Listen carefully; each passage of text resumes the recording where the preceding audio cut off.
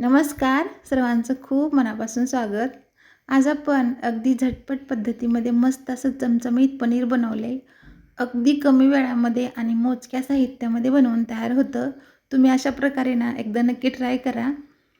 तुम्हाला जर हा व्हिडिओ आवडला, रेसिपी आवडली तर प्लीज एक लाईक करा, शेअर करा आणि चॅनलला सबस्क्राईब करायला सुद्धा विसरू नका।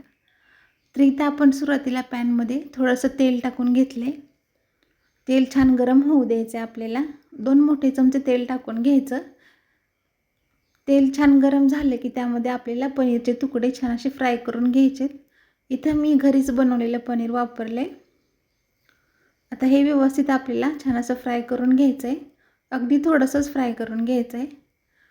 पनीर काढून घेतले मी। त्यामध्ये आता ढोबळी मिरची टाकून घ्यायची आपल्याला। त्याच्यातील बिया काढून मी अशा प्रकारे मोठ्या-मोठ्या कट करून घेतले।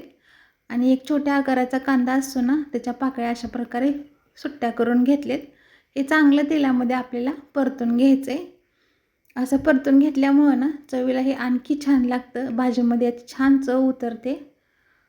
तर पनीर पण आपलं छान तळून झाले आणि शिमला मिरची कांदा सुद्धा आपण तळून घेतलाय। आता आणखी थोडंसं तेल टाकून मी त्याच्यामध्ये 2 मोठ्या आकाराचे कांदे, 7 ते 8 लसूण पाकळ्या आणि थोडंसं आलं छान असं भाजून घ्यायचंय आपल्याला। 50 ते 60% छान भाजून झालं की त्यामध्ये नंतर आपल्याला टोमॅटो टाकून घ्यायचा आहे। टोमॅटो मी 2 छोट्या आकाराचे टोमॅटो वापरलेत। कधीही भाजी करताना ना कांद्याच्या आपल्याला अर्ध टोमॅटो वापरायचं आहे। जेवढा कांदा आहे ना त्याच्यापेक्षा टोमॅटो अर्ध वापरायचं। यामुळे भाजी ना जास्त आंबट होत नाही। भाजी चवीला खूप भारी होते। चव छान बॅलन्स होते।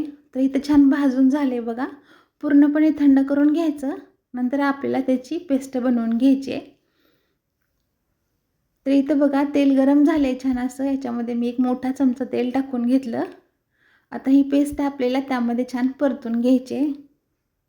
तेल सुटेपर्यंत छान परतून घ्यायचं म्हणजे भाजीला सुद्धा चव छान येते। यातील पूर्ण कच्चेपणा निघून गेला पाहिजे। आता यामध्ये एक मोठा चमचा मी साजूक तूप टाकून घेतलं।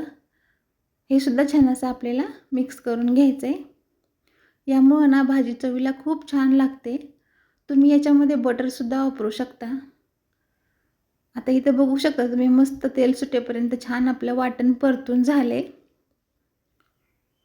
जेवढं तुम्ही छान परतून घ्याल ना तेवढी भाजीला चव छान येते। आता यामध्ये मी अगदी 2 ते 3 चमचे पाणी टाकून घेतले। यामुळे आपण जे मसाले टाकणार आहोत ना ते करपणार नाहीत। त्यामुळे थोडंसं पाणी टाकून घ्यायचं आपल्याला। इथं बघा एक मोठा चमचा मी लाल तिखट टाकून घेतले। कुठल्याही प्रकारचं लाल तिखट टाकू शकता। आणि एक मोठा चमचा पनीर मसाला टाकून घेतला। तो सुद्धा रेडीमेडच घेतलाय आपण। 1 चमचा मोठा टाकून घ्यायचा। आता हे मिनिटभर आपल्याला व्यवस्थित परतून घ्यायचंय। नंतर तुम्हाला भाजी कितपत पातळसर किंवा घट्टसर हवी आहे ना त्यानुसार पाणी आपण ॲडजस्ट करायचं। तर इथं बघू शकता मी अगदी थोडंसंच पाणी टाकून घेतले, पाव कप। चवीनुसार मीठ टाकून घ्यायचं। आता ही ग्रेव्ही आपल्याला 1-2 मिनिटं छान शिजवून घ्यायची बघा। सुरुवातीला ग्रेव्ही छान शिजवून घ्यायची।